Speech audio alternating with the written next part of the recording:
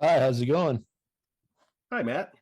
My question is, would all aboard Ohio be interested in helping use marijuana and alcohol and cigarette sales or sin taxes to help pay for more passenger rail through a ballot measure?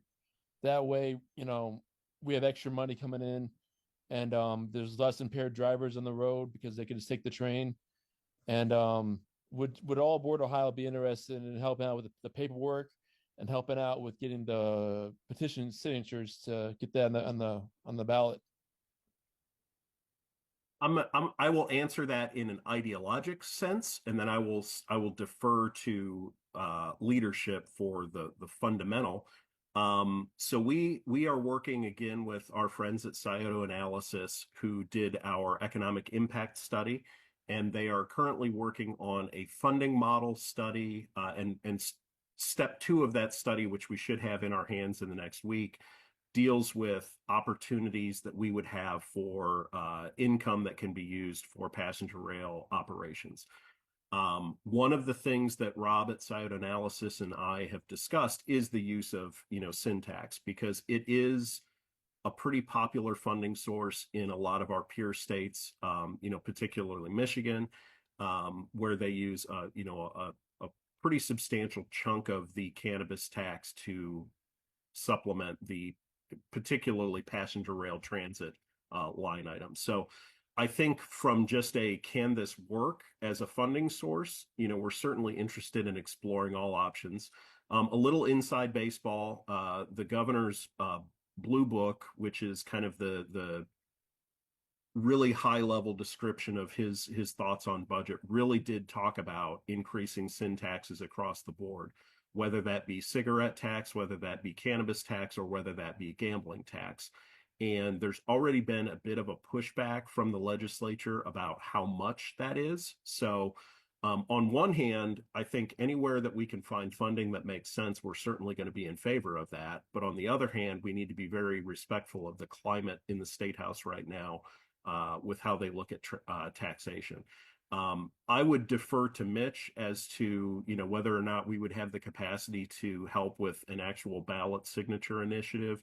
Other work that I've done in other organizations, that is, and I would never want to discourage anybody, but I would start by saying that is a monumental undertaking that takes thousands of people and thousands of hours, because you need to collect hundreds of thousands of signatures from, a number of counties across the state. So I would certainly defer to Mitch. I don't believe we've got the capacity to take that on in a leadership role. Yeah, I don't think so, and I think that um that would probably be a second or third option for us in terms of how to get the funding. Like we do believe that we can get bipartisan support to get the funding in other ways that might be easier.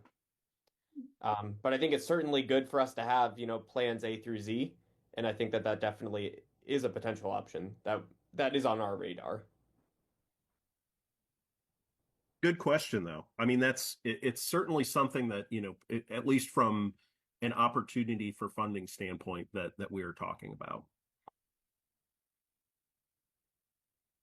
And I think when we are able to publicly distribute the new study, I think you're going to be very excited at a lot of the different things that are in it, not only in terms of kind of the costs and what that looks like, but also in terms of, the suggestions that we've got for how funding would actually happen in Ohio.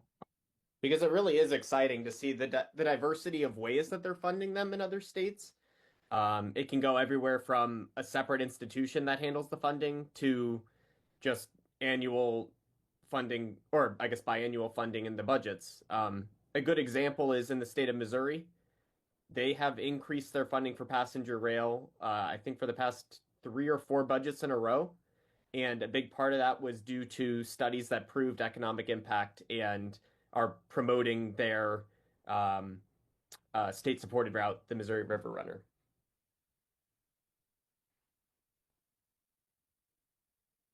Good question, though.